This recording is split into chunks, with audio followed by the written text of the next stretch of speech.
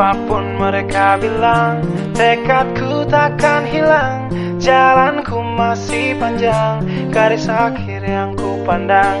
Apapun mereka bilang, tekadku takkan hilang.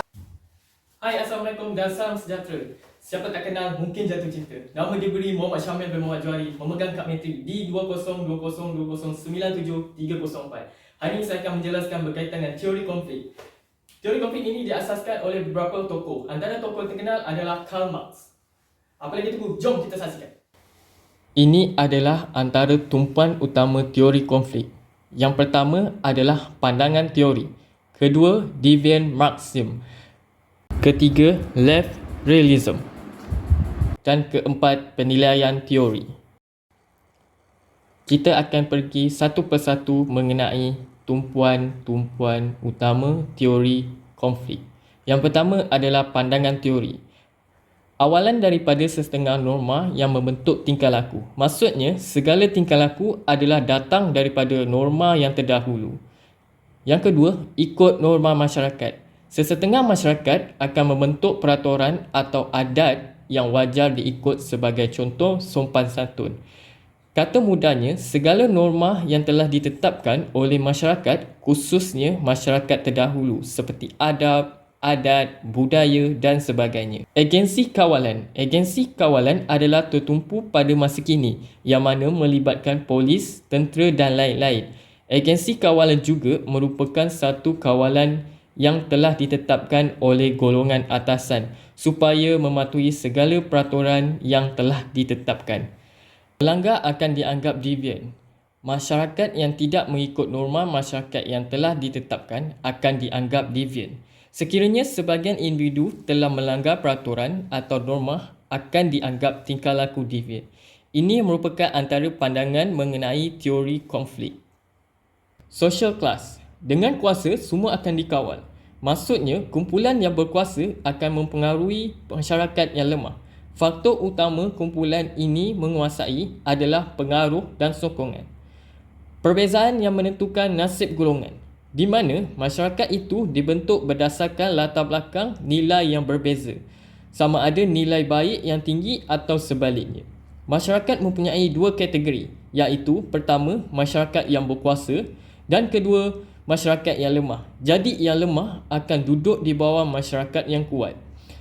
Peraturan atau undang-undang yang ditetapkan. Secara realitinya, peraturan atau undang-undang ini dicipta oleh golongan masyarakat yang berkuasa. Jadi, secara automatiknya, golongan yang lemah atau bawahan akan mengikut segala yang telah ditetapkan. Fungsi peraturan atau undang-undang yang dibentuk adalah mencari ketenteraman dan kedamaian. Dengan peraturan dan norma akan mendamaikan sesebuah masyarakat. Left realism. Left realism adalah realiti tanggapan sebahagian orang terhadap perilaku deviant. Kata mudahnya, left realism adalah haluan kiri yang mempunyai nilai yang baik. Sebilangan individu menyatakan bahawa golongan bawahan sering melakukan deviant tanpa melihat nilai seseorang. Sebagai contoh, saya mencuri buah-buahan dan hasil pencurian saya itu saya serahkan kepada golongan-golongan yang susah. Tetapi tingkah laku yang saya buat itu tetap dianggap oleh sebahagian orang adalah tingkah laku deviant. Maksudnya, tanggapan orang lain yang melakukan deviant itu tetap salah, walaupun perbuatan itu adalah dianggap baik oleh sebahagian individu yang mendapat faedah tersebut. Penilaian teori konflik. Ada beberapa perkara yang menjadi timbul tanya, persoalan dan sebagainya. Antaranya adalah penerangan peraturan dan tingkah laku. Teori konflik mempunyai persoalan yang besar, iaitu bagaimana peraturan itu boleh dibentuk, bagaimana ia dibentuk, proses, kesan dan sebagainya. Seperti yang kita tahu, peraturan atau undang-undang ini dibentuk apabila satu kumpulan itu menguasai, tetapi persoalan itu muncul. Bagaimana ia dibentuk? Adakah peraturan itu dibentuk atas kepentingan sendiri?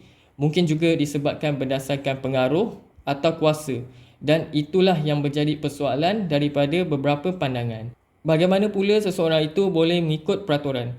Persoalan ini telah terjawab di mana agensi sosial memainkan peranan dengan mengawal tingkah laku deviant. Siapa yang mendapat manfaat? Peraturan yang telah ditetapkan dan siapa akan dapat manfaat. Itu merupakan persoalan yang sering timbul dari pelbagai pandangan. Di Malaysia, kita perlu melakukan sesuatu perkara yang mempunyai nilai yang tinggi agar dapat sesuatu manfaat tersebut. Tetapi, jika melakukan kesalahan seperti mencuri, merogol, merompak dan sebagainya, itu tidak dianggap manfaat untuk dirinya. Manakala di US, realiti menganggap bahawa kesalahan yang dilakukan seperti merogol, mencuri, merompak, membunuh dan sebagainya merupakan satu manfaat kepada pelakunya. Tetapi di US, dengan kesalahan-kesalahan tersebut akan dikenakan hukuman bergantung dengan kesalahan yang dibuat. Kuasa kumpulan dan peraturan sosial. Persoalannya timbul bagaimana sekumpulan orang bawahan itu dapat mengikut peraturan yang telah ditetapkan. Seperti yang saya cakapkan tadi, agensi sosial memainkan peranan yang penting dalam mengawal tingkah laku. Tetapi, adakah seseorang itu mematuhi sepenuhnya? Dan ada juga masyarakat sering menggunakan norma-norma terdahulu. Pelbagai latar belakang yang berbeza, ini lebih kepada masyarakat mengikut norma-norma terdahulu, undang-undang dan punca tingkah laku. Masyarakat yang telah membentuk peraturan atau norma baru tetapi mengapa masih ada yang melanggarnya? Persoalan ini sering berlaku. Adakah disebabkan dengan undang-undang dan punca tingkah laku tersebut tidak relevan? Hal ini kerana undang-undang berdasarkan keadaan semasa, manakala punca tingkah laku berdasarkan individu. Persoalan secara umum tanpa spesifik bagaimana proses bentuk, kaedah dan sebagainya mengenai undang-undang dan tingkah laku.